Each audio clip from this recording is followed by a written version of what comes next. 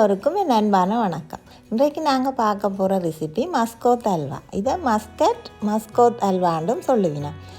வெளிநாடுகளில் இருந்து யார் இலங்கைக்கு போனாலும் நாங்கள் சொல்லி விடுறது வரைக்குள்ளே மஸ்கோத் அல்வா வாங்கிட்டு வாங்கன்னு. அந்த அளவுக்கு இந்த மஸ்கோத் அல்வா மிக பிரபலம். தென்னிலங்கை தான் இந்த மஸ்கோத் அல்வாட புறப்படம் என்றே சொல்லலாம். தமிழ்நாட்டில் பார்த்திங்கன்னா தூத்துக்குடியில் உள்ள முதல் ஊரில் இந்த அல்வா மிக பிரபலமாக தயாரிக்கப்படுது. தென்னிலங்கையிலிருந்து சென்ற ஒருவரால் தான் முதல் ஊரில் சிறிய அளவில் ஆரம்பிக்கப்பட்ட மஸ்கோத் அல்வா இன்று மிகப்பெரிய தொழிற்சாலையாக உருவாகி அங்கிருந்து தமிழ்நாடு முழுவதும் விநியோகிக்கப்படுது. தேங்காய் பாலுக்கு சிங்களத்தில் மஸ்கோத்தன்னும் சொல்லுவினோம். அதால் தேங்காய் பால் இல்லாமல் இந்த மஸ்கோத் அல்வா இல்லைன்றே சொல்லலாம். இப்போ நாங்கள் தேங்காய் பாலையும் கோதுமை பாலையும் பயன்படுத்தி எப்படி மஸ்கோத் அல்வா செய்கிறேன்னு சொல்லி பார்க்கலாம் வாங்க. முதல்ல இந்த மஸ்கோத் அல்வா செய்கிறதுக்காக வேண்டி நான் 2 கப் அளவுக்கு கோதுமை மாவு எடுத்துருக்கிறேன்.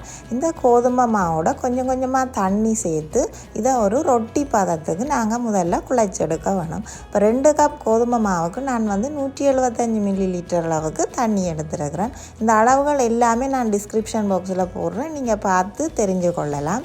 இப்போ இதை நல்லா இந்த ரொட்டி பதத்துக்கு குழைச்சி இந்த மாதிரி முதல்ல எடுத்துக்கொள்ளுவோம்.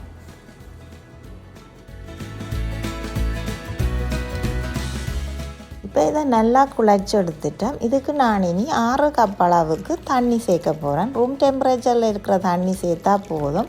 தண்ணி சேர்த்து இதை நாங்கள் மூடி ஒரு 1 ஹவருக்கு அப்படியே ரெஸ்ட்டில் விடுவோம்.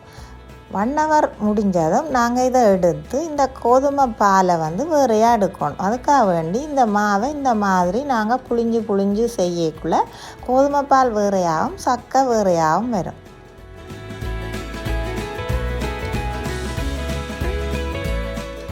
இப்போ பாருங்கள், நிறைய பால் பிரிம்பா வந்திருக்கு. சக்கை இந்த மாதிரி வரும். இப்போ இந்த சக்கையை நாங்கள் எடுத்து வச்சுட்டு கோதுமை பாலை ஒரு வடியில் அல்லது இந்த மாதிரி ஒரு துணி போட்டு வடித்து கோதுமை பாலை நாங்கள் பிரிம்பா எடுத்து வைப்போம்.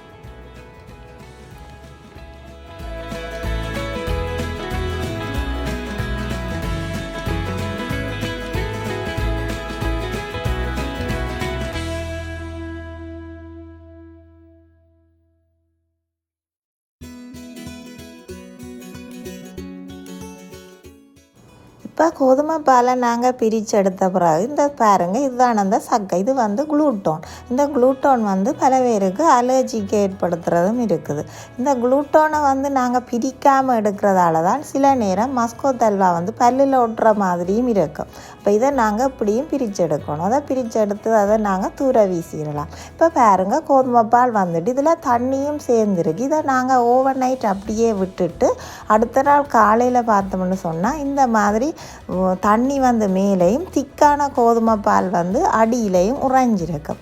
இப்போ நாங்கள் அடியில் உறைஞ்சிருக்கிற அந்த பாலை தான் எடுக்க போகிறோம். அதுக்காக வேண்டி இந்த மேலே இருக்கிற இந்த தண்ணியை நாங்கள் வேறாக்கி அதை தூர வீசிடுவோம்.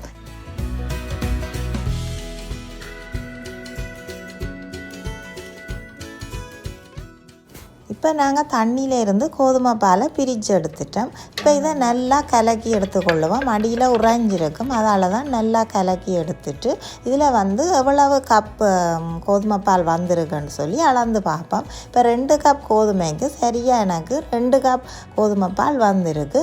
கொஞ்சம் முன்னுக்கு பின்னுக்கு இருந்தாலும் பரவாயில்லை. 2 கப்பும் ஒரு கொஞ்சமும் வந்திருக்கு. அப்போ இது ஓகே. இனி நாங்கள் இதுக்கு தேங்காய் பால் ரெடி பண்ணுவோம். தேங்காய் பால் இல்லாமல் மஸ்கோத் அல்வாவே இல்லை. மஸ்கோத்தண்டா சிங்களத்தில் தேங்காய் பால்ன்னு தான் அர்த்தமாக. அப்போ தேங்காய் பால் சேர்க்காமல் மஸ்கோத்தண்ட அல்வாக்கே இது இல்லை. அப்போ நாங்கள் கட்டாயம் தேங்காய் பால் சேர்த்து தான் செய்யணும். அப்போ தான் அது மஸ்கோத் அல்வாவாக இருக்கும். இப்போ நான் ஒரு தேங்காய் எடுத்து நல்லா திருவி மிக்சியில் போட்டு அடித்து இந்த மாதிரி ஒரு துணி வச்சு புழிஞ்சு தேங்காய் பாலை நான் பிரித்து எடுக்க போகிறேன். இப்போ இதில் நான் 6 கப் அளவுக்கு தேங்காய் பால் எடுக்க போகிறேன். இந்த மாதிரி ஒரு துணியில் புழிஞ்சு எடுக்கக்குள்ளே எந்த ஒரு துகளும் இல்லாமல் நல்ல ஒரு தூய்மையான ஒரு தேங்காய் பால் ஒன்று உங்களுக்கு கிடைக்கும். நீங்கள் தேங்காய் வடி வச்சும் புழிஞ்சு எடுக்கலாம். அல்லது நீங்கள் டின்னில் விற்கிற தேங்காய் பாலையும் வாங்கி கூட இதை செய்யலாம். நான் இந்த ஒதென்டிக் முறையில், அதாவது பாரம்பரிய முறையில் இப்படி செய்வினோம்னு சொல்லித்தான் நான் இதை உங்களுக்கு காட்டுறேன். இப்போ நான் இந்த கப்பால் அளந்து சரியாக 6 கப் அளவுக்கு திக்கான தேங்காய் பால் எடுக்க போகிறேன். இப்போ தேங்காய் பாலும் ரெடி ஆகிட்டு இனி நாங்கள் இது கலரிங் ஆக்கா வேண்டி நான் வந்து குங்குமப்பூ எடுத்துருக்கிறேன். அப்போ கொஞ்சம் குங்குமப்பூ எடுத்து சுடுதண்ணி விட்டு முதல்ல அதை ஊற வைப்பேன். இது வந்து சுகரை எடுத்து கரமலைஸ் பண்ணி சேர்க்கிறது தான் இதோட பாரம்பரிய முறை. ஆனால் நான் நல்ல கலர் ஒன்று வருமன்றதுக்காக வேண்டி குங்குமப்பூ சேர்க்குறேன். இப்போ கிட்ஸுக்கெல்லாம் அந்த நல்ல கலராக இருந்தால் தான் அவைக்கு சாப்பிட பிடிக்கும். இப்போ அதுக்கு வேண்டிய இனி சுகரும் நான் எடுத்துக்கொள்கிறேன். ஒரு 2.5 கப் சுகரும் ரெடி பண்ணி எடுத்து இப்போ இது எல்லாத்தையும் சேர்த்து நாங்கள் இனி எப்படி மஸ்கோத் அல்வா கிண்டுறதுன்னு சொல்லி பார்ப்போம் வாங்க.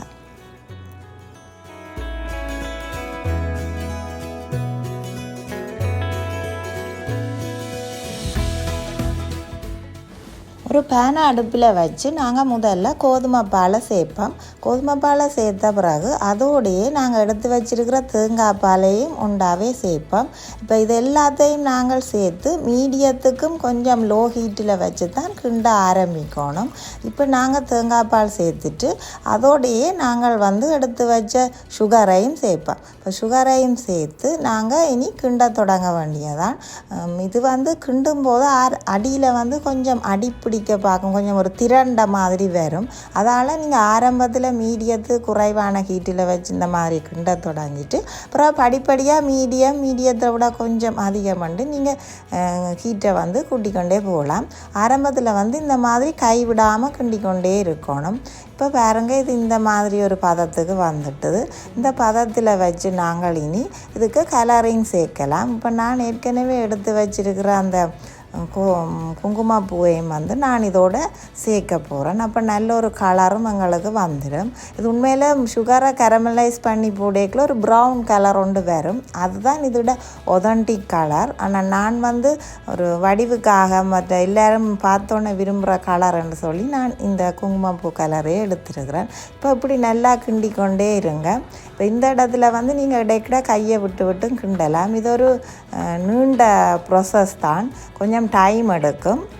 அப்போ இந்த மாதிரி தொடர்ந்து கிண்டிக்கொண்டே இருப்பேன். இடையில் நான் ஒரு 1 டேபிள் ஸ்பூன் அளவுக்கு தேங்காய் எண்ணெயும் சேர்த்து கிண்டுறேன். ஏற்கனவே நாங்கள் கோகோனட் மில்க் சேர்த்துருக்கிறபடியாக எண்ணெய் வந்து அதுலேயும் பிரிஞ்சு வரும். நான் ஆரம்பத்தில் இன்னும் ஒரு டேபிள் ஸ்பூன் தேங்காய் எண்ணெயும் சேர்த்து இப்படி கிண்ட தொடங்கக்குள்ள தான் ஏற்கனவே நாங்கள் சேர்த்த தேங்காய் பாலில் இருந்தும் எண்ணெய் வந்து பிரிஞ்சு வரும். இப்போ இந்த மாதிரி நல்லா கிண்டி கொண்டே இருக்கலாம்.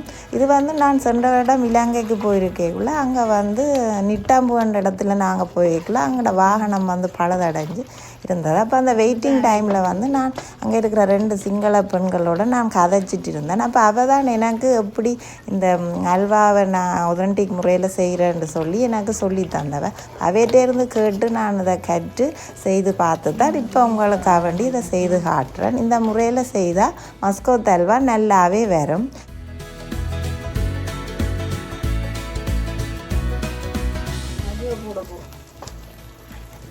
இப்போ மஸ்கோத் அல்வா ரெடி ஆகிட்டு இந்த நிலையில் இருக்கக்குள்ளே நாங்கள் இனி வந்து கஜுவை சேர்ப்போம். கஜு வந்து சேர்த்து அதுக்கப்புறம் ஒரு 2 நிமிஷம் அப்படி கிண்டினா போதும். இப்போ வந்து இதுக்கு எனக்கு வந்து 1.5 மணித்தியாலம் அப்படி பிடிச்சிருக்கு. ஒரு நீண்ட ப்ராசஸ் தான், ஆனால் நல்ல சுவையாக நாங்கள் வீட்டிலேயே தயாரித்து சாப்பிடலாம். இப்போ மஸ்கோத் அல்வா சூப்பராக ரெடி ஆகிட்டு இனி இதை நாங்கள் அப்படியே ஒரு பிளேட்டுக்கு ட்ரான்ஸ்ஃபர் பண்ண வேண்டியதான்.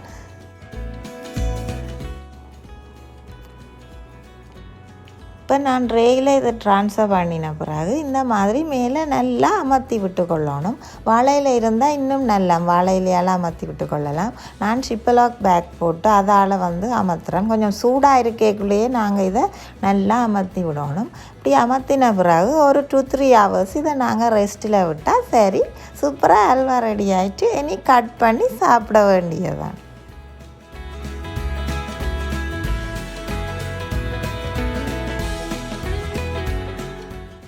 கட் பண்ணி உங்களுக்கு காட்டுறேன் எப்படி வந்திருக்குன்னு சொல்லி நீங்களும் பாருங்கள். நல்லா கோதுமை மஸ்கட் வந்து அந்த மாதிரி நல்லாவே வந்திருக்கு பாருங்கள். அந்த டெக்ஸ்சர் எல்லாமே நல்லா வந்திருக்கு. இப்போ இது எல்லாம் நல்லா ரெடியாகி நமக்கு வந்துட்டுது. இனி நாங்கள் கடையில் வாங்க தேவையில்லை, வீட்டிலேயே செய்து நாங்கள் சாப்பிட்டு கொள்ளலாம். இப்போ இந்த வீடியோ உங்களுக்கு பிடிச்சிருக்குமென்னு நம்புகிறேன். இதை மாதிரி மேலும் பல வீடியோக்களை நீங்கள் பார்க்கணுன்னு சொன்னால் இந்த சேனலை மறக்காமல் சப்ஸ்கிரைப் பண்ணி, லைக் பண்ணி, ஷேர் பண்ணி, கமெண்ட் பண்ணையும் மறக்காதீங்க. மீண்டும் ஒரு வீடியோவில் உங்களை சந்திக்கும் வரை உங்களிடமிருந்து விடைபெறும் நான் உங்கள் ரஸ்னா. நன்றி, வணக்கம்.